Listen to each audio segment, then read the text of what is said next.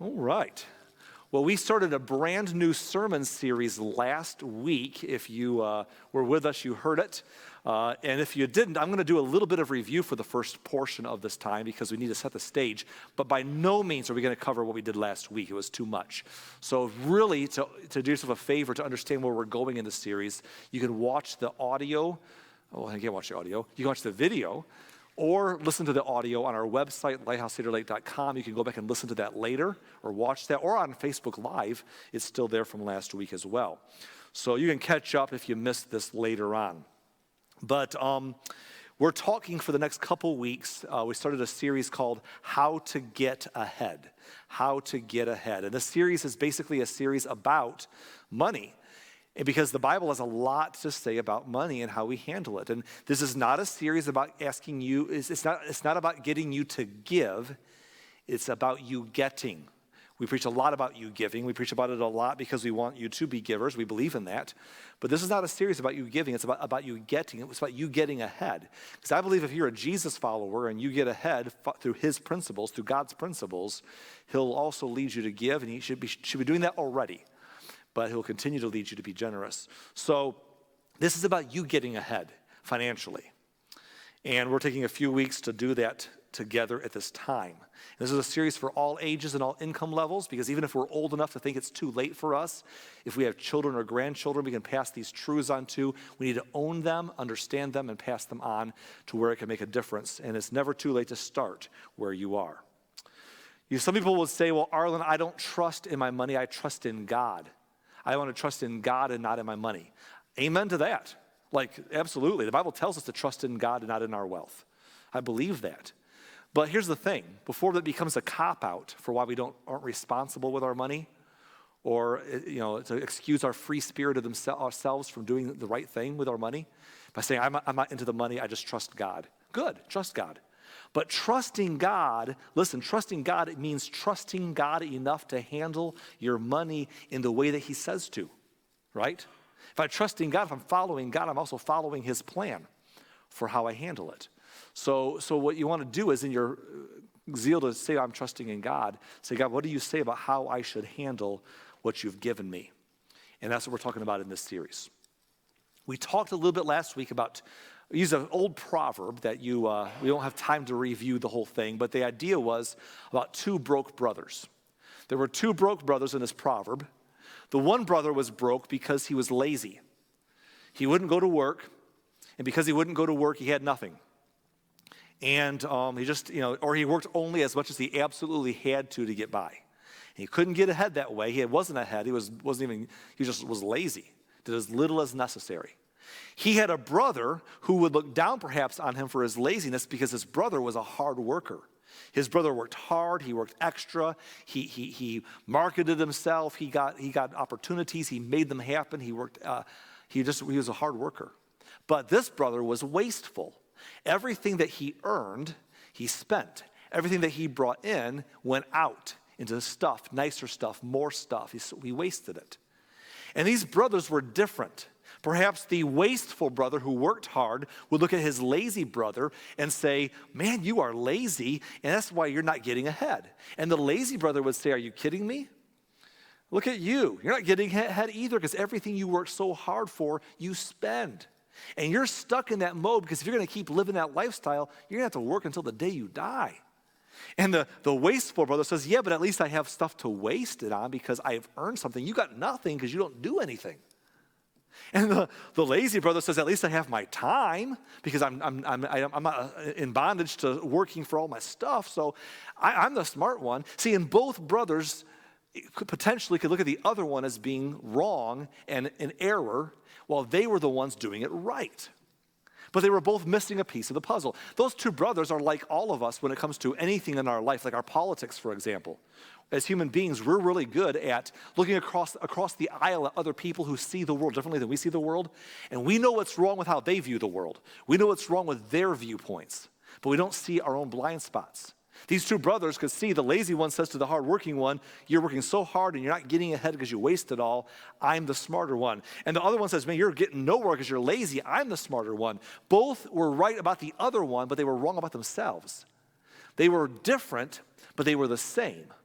They were brothers, and they were both broke. And so Solomon, in the book of Proverbs, Solomon told his children, don't be like those two broke brothers, which is a different proverb. He said instead, be like the ant. And so in Proverbs chapter 6 and verse 6, here's what he said. We saw this last week. He said, take a lesson from the ants, you lazy bones. Learn from their ways and become wise. Though they have no prince or governor or ruler to make them work, they labor hard all summer, gathering food for the winter. And so he says, look, these ants, they work hard during the good months when it's summertime and the days are nice and it's time to take it easy because summer's only here once. They don't squander the summer away. They work hard during that good time. They work hard while they have the energy and the extra daylight and the extra resources. They work hard while it's good, even though they don't need to work hard. There's plenty. They say, well, I don't have to work hard. There's plenty to live on. But they work hard in the summer because they knew that famous quote, winter is coming. And so they were getting ready for it. And so they worked hard. And they didn't just work and consume it all. They stored it up. They stored it up all winter, summer long, so that when winter got there, they were ready for what was next. And we decided to illustrate this idea with these containers here. And so if you follow along, last week we used these, and I'll remind you, this container on your left, my right, is full of M&Ms, and it's going to represent potential income, what we can bring in, the money we can earn. It's income. It's full of M&Ms, which stand for money and more money. So anyhow, we can go in and we can earn income. And that's what this stands for, is income. This other container over here, this represents Outgo, what we spend our money on, the house, the food we eat, the car we drive, the clothes we wear, the things we do, the things that we don't have to do but we want to do, so we do. It's our Outgo, income and Outgo. The thing is this. The only way to get ahead is to figure out how to handle these two categories. Our two broke brothers were broke because one refused to go make income, or very much income. The other one was broke because everything he brought in, he went out. It was Outgo. And you can't get ahead that way. So what we said is, to learn from the ant, what you do is we work hard to bring in income, but before it goes out, we set some aside, we save. We have to spend, you got to live, but you don't have to have that big of a house because that's just a lot expensive. You don't have to have that nice of a car because that car's going to get old anyhow. You don't have that nice of clothes. So you spend, but you don't spend all of it. Maybe you could even spend some and then save some more. In fact, we made the statement last week. We said that, ultimately, what we could teach yourself, you could teach this to your children or your grandchildren. This is a good principle for when you're young, from the first time you get allowance or the first time you get your first job as a teenager, or when you're a young adult or a young married couple or any age all the way up. The secret is when you make any income at all, any little income when you're young or more income as you get older. Whenever you make any income, is decide to set aside 10% to give away. I believe in giving. You don't wait till you're wealthy to give away. You give away all the time. Set 10% aside to give. You set 10% aside in savings, and then you live off the 80%. If you just don't do that, if you decide to live first, and if you have extra, you'll save and give, you'll never save and you'll never give. Because I promise you, it's like a vacuum, 100% of our money can always go out. So if you preemptively say, nope, I'm going to give first, I'm going to save first, you'll find a way to survive off the 80%, just like you find a way to survive off the 100%. You just got to shrink your opportunity and you'll make it work. We always do. So you earn some money, you give first, you save first, and then you live off the rest. And you give first, and you make some money, you give, you save first, and then you live, and then you decide, you know what? I don't need all those coffee stops this week. I don't need to eat out. I don't need to do all those things. I can save a little extra this time. And you save some more. And this is how you get ahead. Because you do that, and you say, well, that's very slow. I'm not getting very far ahead. And that's because we tend to overestimate what we can do in a year, but we underestimate what we can do over 5 years or 10 years. And so the idea is this. You keep doing that, and what did we say last week? Is long, consistent steps in the same right direction. Long, consistent steps in the same right direction. But you keep doing that over time, those things will grow and you'll get more. And you keep doing that and it'll grow and you'll have more. And you keep doing that Not tomorrow, not next month, but over time. It grows, and it grows, and it grows. And you're ahead, and that's how you get ahead. Getting ahead is a screen. Getting ahead is about widening the gap between income and outgo. Obviously, you've got to have as much income as outgo, obviously. Obviously, if you have too little income, if you have more outgo than income, you're going in the hole. You're in debt. You're going to be in trouble at some point. So you want to have more income than outgo. But what we tend to do is we get more income, and then we get our first job, we become young adults or a young married couple, we don't make much money, but we find a way to live within our income. And then we get a little more income at some point in life, we make more income. And all of a sudden, because we make more, we need more. We didn't need it before, but now that we can, well, now we need more. And our outgo just tends to always go up to our income. If the income ever goes backwards, we're usually in trouble. But keeping that gap of increasing the income, decreasing the outgo, getting ahead is about widening that gap, where you get that income to go higher, keep the outgo as low as possible, and create a gap. And that gap is how we get ahead. And getting ahead is what we're talking about here. And we do that by maximizing income and minimizing outgo. Now, we're going to talk about minimizing outgo a different week. We're going to talk about how to put this to work for you in our final week. I told you last week, this little tease right here. I told you last week, I wanted you to go home and think about one question. What does getting ahead mean to you? And there's no wrong answer. What does getting ahead mean to you? But here's what I want you to know. I secretly hope it means for you. I want getting ahead for you to mean that eventually you get ahead to where this replaces your need to go make income someday. And not just when you're old in your 60s and you can, Uncle Sam says you can collect Social Security. I mean, I'd like for you to get ahead to where you can replace your need to worry about making money in order to do what you want to do in life. And set yourself free. But getting ahead, once you start doing this, you can put this to work for you, as we'll talk about, especially that last week, how to do that. Before that, you got to minimize the outgo, but not for today. Today, we're going to focus on the other part of the formula. We're going to focus on maximizing income.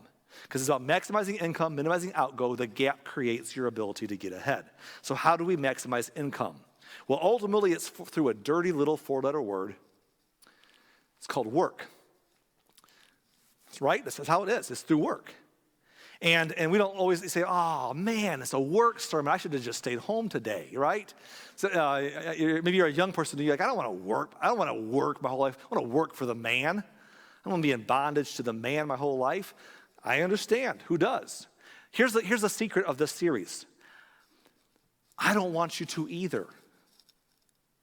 I want you to get ahead so you can have options. But when we say work today, we're saying you can't have those options until you create that gap, until you get ahead. And so this sermon about maximizing income and working is not to say we want you to work until you drop one day. We want you to work so you can stop, so something can work for you.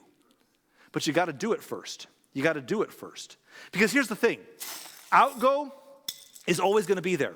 There's always going to be outgo. No matter what you do in life, there's going to be some outgo. You're going to have to eat and live indoors. But if you can minimize that, which is not today's topic, if you can minimize the outgo next week, but if you could make enough income to have enough to get ahead, well, that's where you eventually can stop working.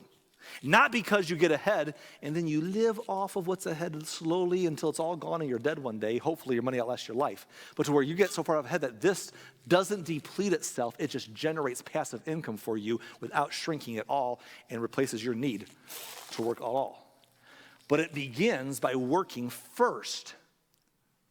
And so Solomon earlier was telling his kids to learn from the ant. Remember, he says, learn from the ant and be wise. The ant works hard and then gathers and stores it up for later. Here's the thing. Solomon wasn't done talking yet. The very next verse is Proverbs chapter 6 and verse 9. He says, but you, O lazy bones, how long will you sleep? When will you wake up? And then he says this, a little extra sleep, a little more slumber, a little folding of the hands to rest, pause. Let's add some other thoughts in there. A little more time watching, let's go back here, one phrase, a little extra time to play Netflix, a little extra time to I want to watch Hulu, watch Netflix, watch Hulu, play PS4, whatever it may be. A little extra time to do the things. Nothing bad about those things. But a little more time doing that and a little less time working, a little more time resting and taking it easy. He says in verse 11, then poverty will pounce on you like a bandit. Scarcity will attack you like an armed robber. Here's what he's saying. He's saying life tends to have ebbs and flows. That's just how it works. At some point, you're working really well, and then setbacks just happen. We go through seasons of plenty and seasons of, that's just how, it's just this world we live in. And if during the seasons of plenty, you kind of coast because you're feeling okay, there's plenty of time, plenty of energy, plenty to do, you don't need to work any harder, you don't need to spend any less, you don't have to make any more, you'll be okay. When the scarcity comes, when the tough times come, we're usually in a pickle. But if we work hard while it's good and use the opportunity to get further ahead, we're going to be okay. So it's ultimately through work. And again, we don't mean bondage to the man. We mean getting ahead. So what does work mean? Well, we want to give you a definition today that you can take with you, and it goes like this. Work is an exchange of value. And if you have a hard attitude towards your job or towards work, I hope that you'll let this definition sink into how you view work in general or work where you work. Work is an exchange of value. Say, Arlen, what does that even mean? Here's what that means. It's exchanging your time and your energy for income. Work is about exchanging your time and your energy for income. For example, you have no money, but you got time because you don't have a job either. So you go to someplace and you say, hey, I can offer you my time every week, every day. And I can bring myself here, bring my time, and I will come and work in trade for your money. Someone else has money, enough money to start a company, enough money to hire some employees, but they need those employees to help them to bring business in, to bring more money. They just don't have enough time and energy by themselves, so they need to hire someone and pay them with their money to bring their time and energy along to bring more business in so that everyone can benefit. And so they offer money for your time and energy. You offer your time and energy for their money. Right, and it can get a lot more complicated. We can go micro thoughts about this. It can get a lot deeper than this. But here's the bottom line. It's really on a simple level about exchanging your time and energy for income. By the way, who wants to exchange your time and energy? I'd rather keep my time and energy. I'd rather chill and do what I want to do. Who wants to work? And if you have the money, who wants to pay it to somebody else because they're a good cause? You'd rather keep your money. But if you have the money and you need the workers, you pay for their time and energy. And if you have the energy and time, but you need the money, you give that time and energy, and it's an exchange of value, ultimately. And sometimes we sit back and say, well, yeah, but Arlen, I don't think I'm getting enough value. They don't pay me enough for the work I bring to the table. I understand. Here's the thought on that. You have options. You could always find a job that you think values you and pays you accordingly if you can find one. You can just use your off hours or your extra time in the evening to hunt for a better job. But if you can't find anyone to pay you more because you can't find this, no one's out there doing that, you could rage about the system and why nothing's fair and refuse to work at all, and you're never going to get ahead while you refuse to work at all. Or you can say, I think I should do better than what they're offering me, but it's the best that I can do, so I'm going to go ahead and do it instead of doing nothing out of protest. I'm going to do it, and I'm going to find a way to spend less so I can use that to save some more, to get ahead so eventually I can fund my own job, my own business, my own thing, my own investments can work for me. I'm going to eventually not need this anymore, but I got to do it for a while.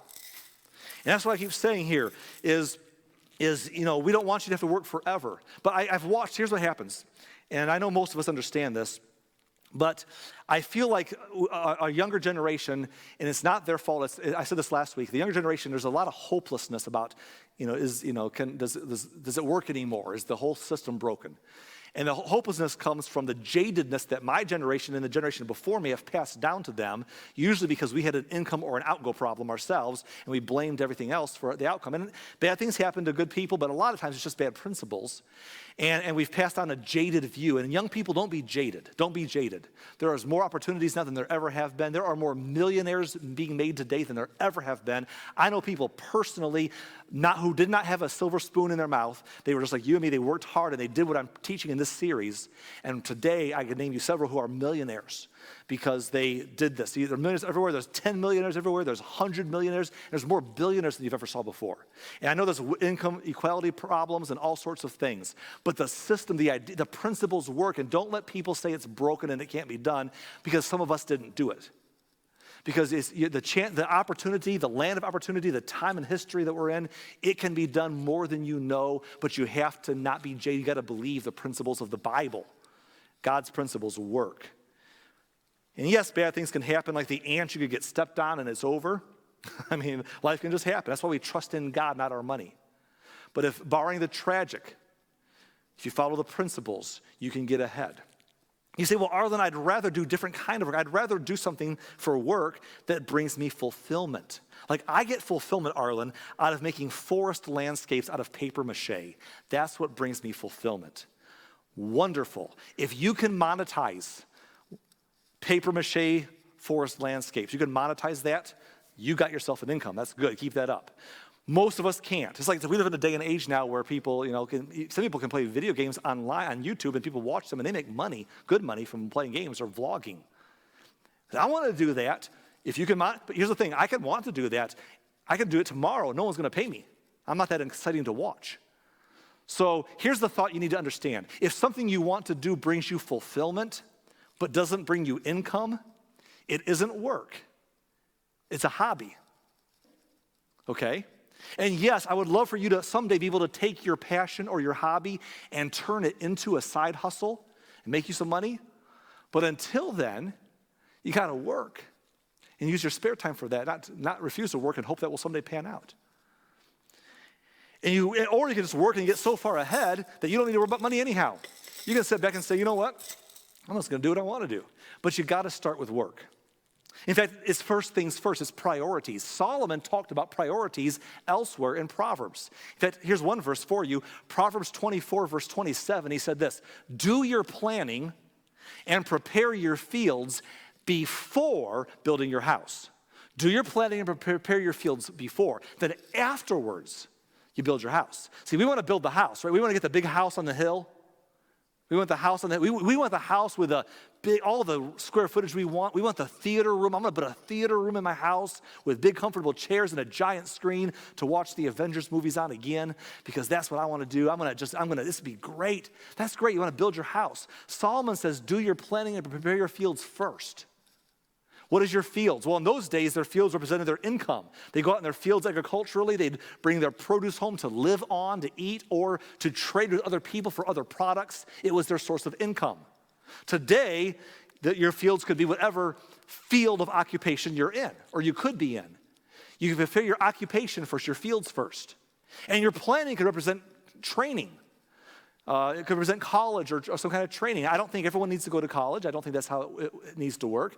I think that if you're going to be in a career or a field of work that requires a college education, you got to get your college education for it, or you won't get into that career. But just to get a degree, and hope that it pans out someday and you can monetize it, a lot of folks have useless degrees. So you want to find a one that's got an end game with an actual occupation in sight that you can actually get into, that actually pays real money. Or a trade school. Get into a trade, go to trade school.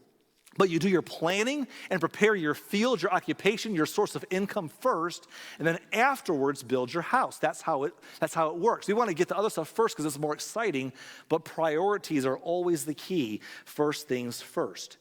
And so even if we don't want to do this forever, we got to do it for now. And that's what I said about earlier about young people who say, it's not their fault, it's my fault, it's my generation's fault, it's the one before me, who've left a bad taste in the mouth of young people who say, I'm afraid that if I don't want to spend my entire life on the treadmill of a work existence, doing a 9 to 5 until I drop dead. Okay, I understand that. Here's the point, I don't want you to. That's the whole point of the sermon series. I don't want you to do that. But just because you don't want to do that like you saw dad or grandfather do, just because you don't want to do that forever, doesn't mean you should refuse to do it ever, right? Do for now what you don't want to do forever so you can leverage that by not spending it all, next talk, and save it instead so you can stop doing this forever. You can do something better with your life, but it starts by maximizing income. Now, say, well, Arlen, I got it, but I'm hoping that my lottery ticket's going to pay off. It's not enough to hope that lottery ticket or something magical is going to happen, or Aunt Gertrude, we mentioned Aunt Gertrude last week with her millions of dollars, that finally dies and leaves it all to you because you gave her that special soup that you shouldn't have fed her, and now you're okay. That's not what we're talking about here. And that doesn't work. In fact, that never works out. Solomon said to his children in Proverbs chapter 13, verse 11, he said, wealth from get-rich-quick schemes quickly disappears. You know, it just does. Look, you don't have to believe the Bible, Solomon, to believe that to be true. There are blogs, web pages, news reports, video documentaries, and articles all over the place about all the people in our lifetime who've ever gotten rich quick and are broke a few years later. There are entire documentaries about it. You can find them anywhere online. In our lifetime, who got rich quick, either because maybe it was through sports or through acting, and they got a big break, and they got a lot of money real fast, and then they're broke a few years later. Or maybe they actually won the lottery. And the funny thing is they're broke a few years later. The crazy part is that, let's pick on the lottery for a second here, millions and millions and millions and millions, and can I say millions of people will play it their whole life and never win anything significant and spend all their money that could have been slowly saved up and getting ahead on a chance that never works out for them. And then those very few people in a world of almost 8 billion people, those very few people who actually ever win that thing are oftentimes broke within a few years. You say, oh, that wouldn't happen to me. That's what they said. I know a family in our county who won the lottery when we first moved to town here, who I've seen in recent years having garage sales to try to raise money to pay for things. It's gone. It's just how it works, because if you don't get money through the right principles, we probably won't keep money through the right principles. It's improving. It's a tale as old as time, true as it can be. It's 3,000 years ago when Solomon said wealth from get-rich-quick schemes quickly disappears. But he also said wealth from hard work grows over time. Not right away, but a little bit here. You overestimate what you can do in a year, but you underestimate what you can do in 5 years, 10 years. And over time, it grows. Once you've worked hard to maximize your income, you can use what you've built to do your work for you. My goal for you is not just to get ahead, just to be ahead, but to turn this into passive income and generate this so you no longer need traditional work. But that won't happen unless you work first for a while and save aggressively. So to help us illustrate this, I'm going to ask Anthony to come up here. Anthony, so as he's getting ready, I want to tell you something. Any sermon you hear preached ever is done in collaboration. I'm not a solo act here. I like to work together, a few of us sometimes, but especially Anthony and me. We work hard week in, week out to prepare the messages that you hear. And so as I was sharing with him the message for this Sunday, he told me about a game a silly little game that they found. It's a simple game. There's other games like it, I'm sure, but they found that his kids liked. It's so silly, it's so simple, but it illustrated our point so well that I want him to come up and take a few minutes to show it to you, and then a few minutes more to talk about the principles about work. But let's talk about this silly game. And if you're sitting in the far corners, you might want to scoot over. You don't have to be. You might want to scoot over to one of the 4 center sections to sit in to see this better. But we'll try to explain it to you as we go. Okay, so it is a game called Cookie Clicker. If you've heard of Cookie Clicker, raise your hands. The younger you are, the better chance. This is my section. Awesome. My kids were here in the first service, and as soon as they saw it, they're like, we're playing games in church. This is amazing. So we're trying to learn something. So every time you start a new game, you get a random thing. So you are Magic Cook.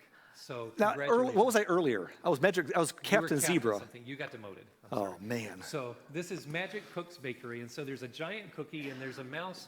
You may not be able to see it because the mouse is small, but every time you click, you get a cookie. That is the entirety of the thing.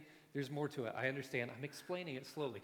So every time you click, and you may not be able to hear it. I can put it up there. There you go. Huh. I didn't do that last time. Yeah. So I'm going to click, and I can just keep working. Now I can just sit and say, okay, I have 28 cookies. Good for me. I'm happy with that. Or I can say, I'm going to stop doing that because that clicking is going to annoy somebody. I can keep working because I want to work hard, and I'm going to build up. And so what I'm going to do, I'm going to break my finger here, trying to get to 100 cookies because there's a reason I'm going to do it. Now, I don't want to waste my cookies. I don't want to eat them. I mean, I kind of want to eat a few of them. I'm not going to. I'm going to go over here and I'm going to make an investment. Now, this is a cursor. This is something that's going to click for me, so I don't have to click so much. But honestly, it's not doing so much. It's giving me 1/10 of a cookie every second. That's not really doing it. So I'm going to keep working. I'm going to keep working, and once I get to 100, I can make a bigger investment. So I'm going to go over here. You may not be able to see this, but there's an upgrade that I'm going to do, and it's going to cost me 100 cookies. I'm back to 1 now, and 2 because it's going a little bit. But now, every time I click, instead of being worth 1 cookie, now it's worth 2.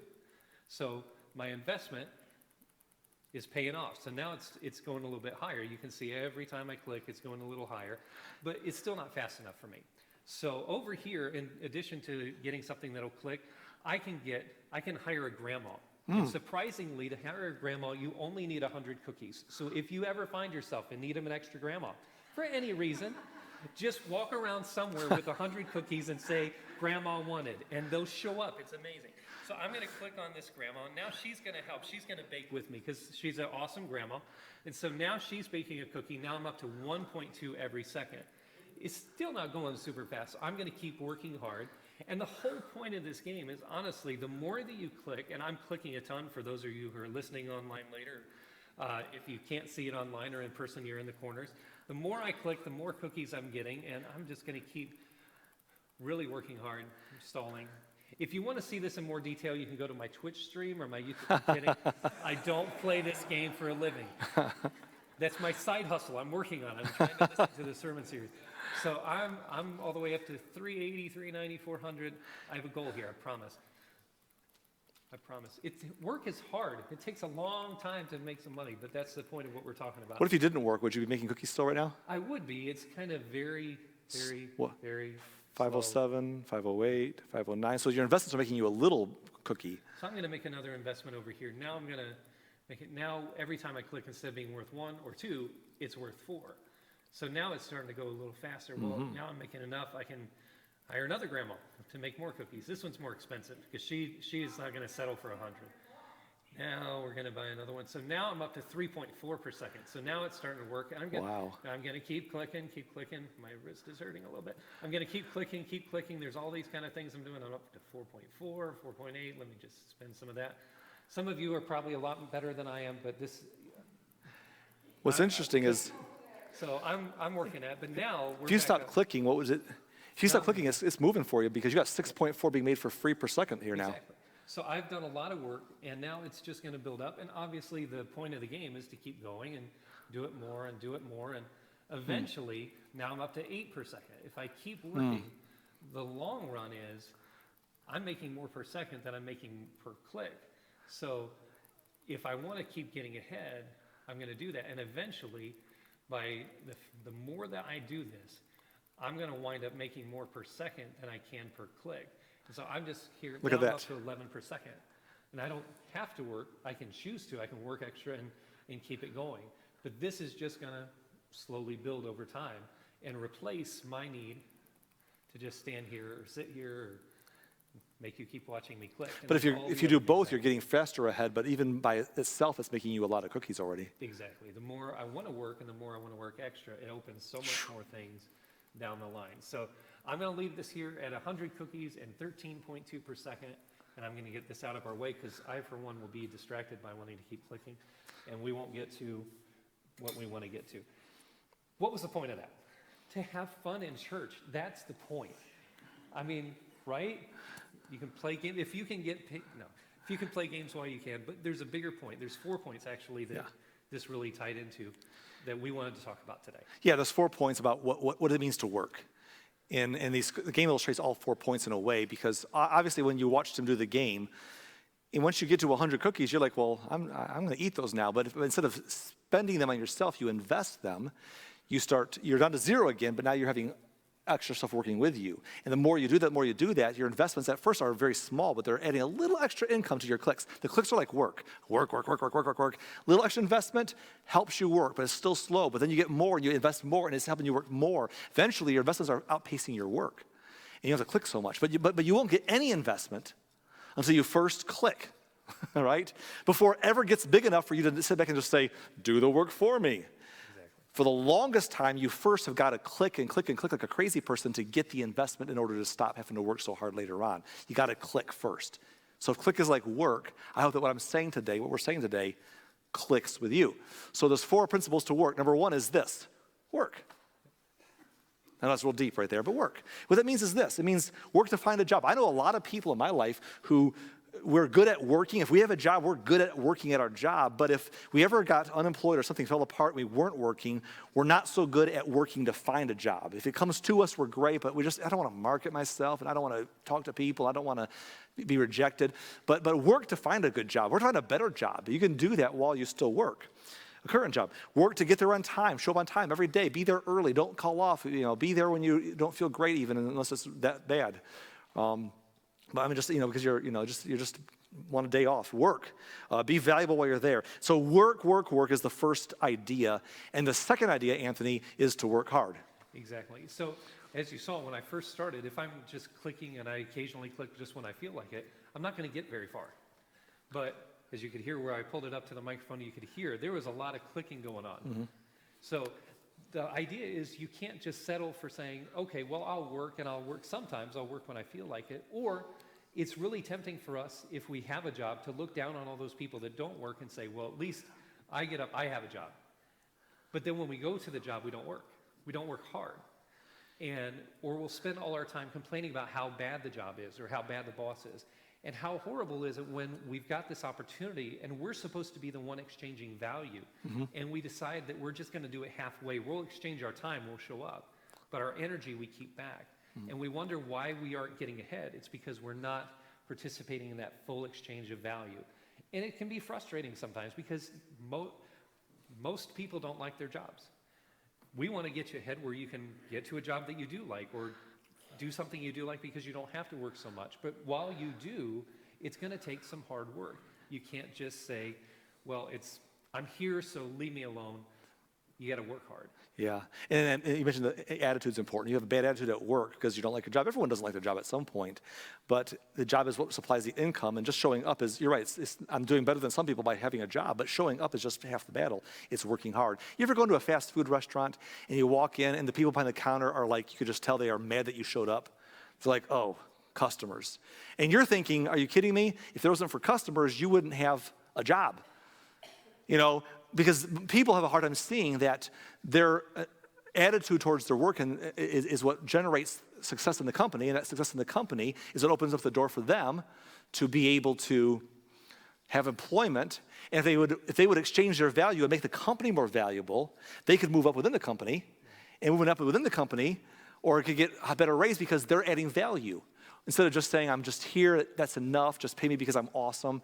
Just work hard and with a good attitude, and it's a big step. What's number 3? It leads into also, don't just work hard, work smart.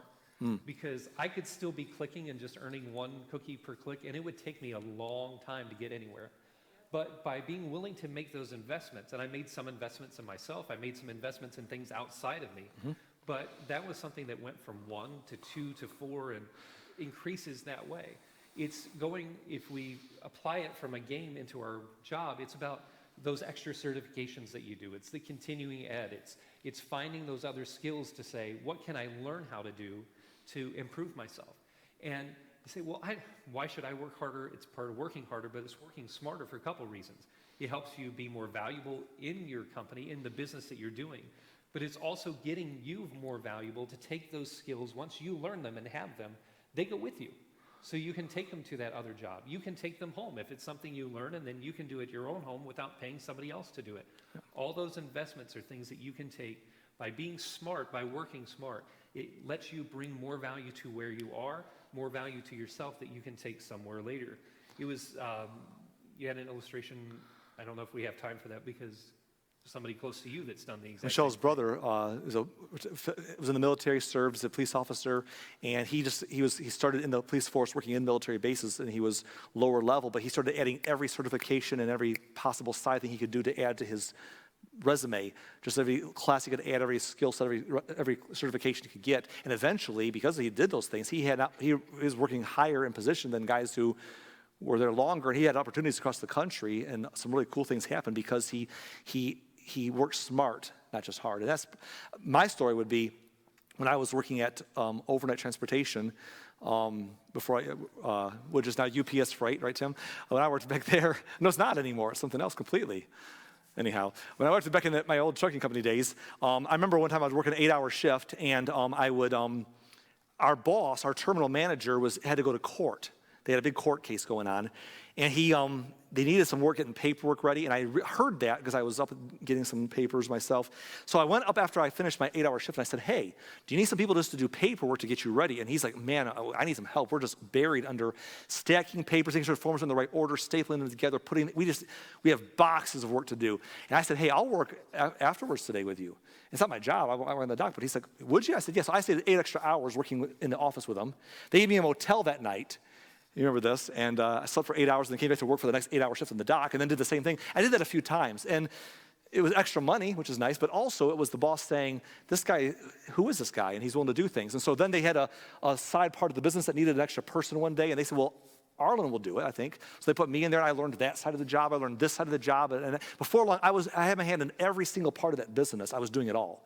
And I left all of that to become a pastor because there's big money here, not. But I left all that to become a pastor. But there were guys in that company, Tim, we know this, who were lower on the growth scale than me as far as opportunity, who eventually wanted to become terminal managers and make some really big money. I was on the fast track to all of that simply because I didn't just work, but I worked smart. I became valuable. I made the company more valuable. I learned a lot of things and became indispensable. And instead of just doing as little as I had to do to complain about my stupid job and boss, which were frustrating at times, but by being valuable and working smart, my opportunities increased so tremendously in that one job. Exactly. And that's really a combination of that we were talking about in our last point, which is work extra. Yep. Work extra. Because there are times that it's easy to just say, well, I'll get ahead later, I'll do whatever, but it's the overtime. It's not just, obviously, we don't want you to be stuck at a 9 to 5. That's not the goal, and we all are there to a certain point until we can get ahead enough to not do it. But sometimes it takes more than the 9 to 5. It takes the 5 to 9 afterwards, the overtime to get that little bit ahead. It's that side hustle. It's people in our church that work a job and then afterwards do Instacart delivery or DoorDash. It's those extra things. It's being willing to volunteer for an extra shift. It's all those things. In the game, it was saying, yeah, I've got some, grandma's working hard for me, baking cookies. That's awesome, but I'm still going to work. I'm still going to put in the effort, because those 4 things are really the encapsulation of what Solomon was talking about when he said hard work. If we can go back to Proverbs 13, like we were talking about earlier. Next verse. The verse on the screen.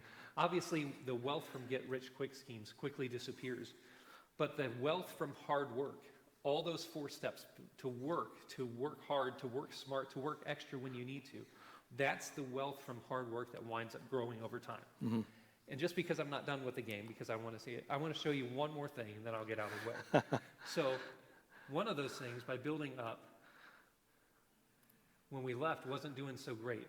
Now, just in the time that we've talked about those things, we're over 7,000 cookies, just because it's built over time. Making 13.2 per second off your investments as well. And that's awesome. Now, one of the things, obviously, this is a game. Games go faster than real life. You're going to have to work harder than just a few minutes to get this. But to give you an example, I started a game and let it run most of the morning. I just did some work a little bit and let it run to give you an idea. So here's one that now has almost 24 million cookies and is making 3,000 per second. And if you click, what's it doing for you? If I click, I'm getting all of 42.7. Sheesh. So at this point, you could say, what's the point of clicking at this point? I've gotten far enough ahead, I can just let it do the work for me. And that's what it's been doing since before the first service, is just accumulating. Yeah. Because wealth from hard work, the hard work I put in here before we put it there, grows over time.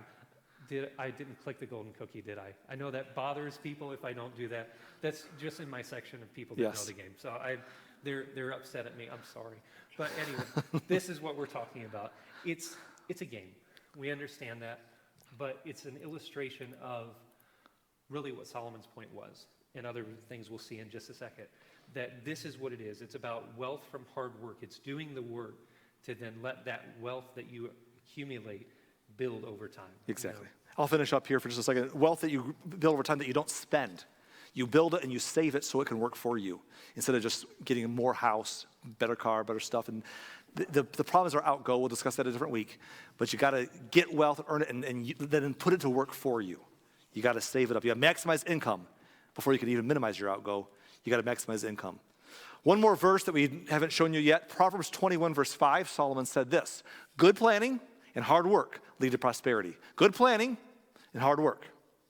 Good planning means I figure out, what education do I need for this career? How do I make this the best of this business? Where's the best place to land? What's the best occupation to be in? What's the best way to handle my budget when I get it so it doesn't all get spent? Good planning. And then hard work while I'm there, just working hard. It leads to prosperity, but hasty shortcuts lead to poverty. So again, if you're young and you're like, I just don't want to be like my dad or grandfather and spend my entire life in a 9-to-5 on the treadmill of a work existence until the government says I could get a Social Security check when I finally stop. That might have to happen for many people, but I don't want you young people to have to do that, and you don't. This world has people all the time who are winning a lot faster through these principles. And you say, well, how? What are they doing with this? We'll talk about that in the last week. We'll talk about what to do with this. But it starts by working hard and getting ahead. I don't want you to do the 9-to-5 forever, but it doesn't mean you don't have to do it ever. Do for now what you don't want to do forever, and when you're doing it for now, make the best of it so it can eventually let you stop doing it forever, but you got to start where you are. Listen, this is important. It's doing what it takes for a season, because, don't miss this, your greatest wealth building tool is your income. Now, again, we can spend our greatest wealth building tool on our Outgo. That's a different conversation for a different Sunday. But you can't do anything without the income. This is your greatest wealth building tool, is your work. And that's why you work hard, work smart, and work extra to get more, to build. And you can do something. You say, well, we should be wealthy anyhow. We should be generous. The Bible's full of people who are generous and people who are stingy. And God corrects both attitudes, or corrects the stingy attitude. But it's full of people who, in the Bible, some of our Bible heroes were very wealthy.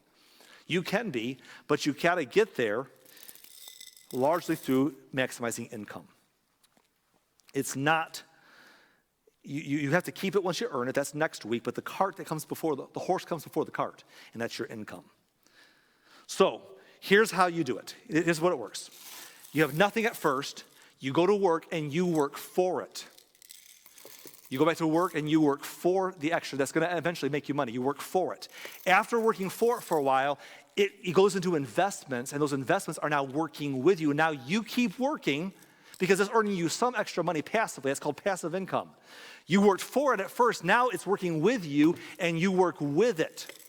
You work with it. But after a while, it gets so big, it works for you.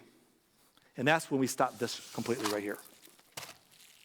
I forgot to tell you in the beginning of the sermon, by the way, we have M&Ms on the way out of church again. For everyone gets a packet of M&Ms on your way out. So if you didn't get those, I have more. Every week of this series, we're going to have M&Ms for you as you leave. So we have M&Ms on your way out the door. Don't let me forget to give them to you because they're in the back, and I'll pass them out as we leave. Does anybody here not like M&Ms? You just don't like them? Who does not like M&Ms? Okay, who's your favorite candy is M&Ms? That's your favorite. Really? That's your favorite? Come up here, Bethany.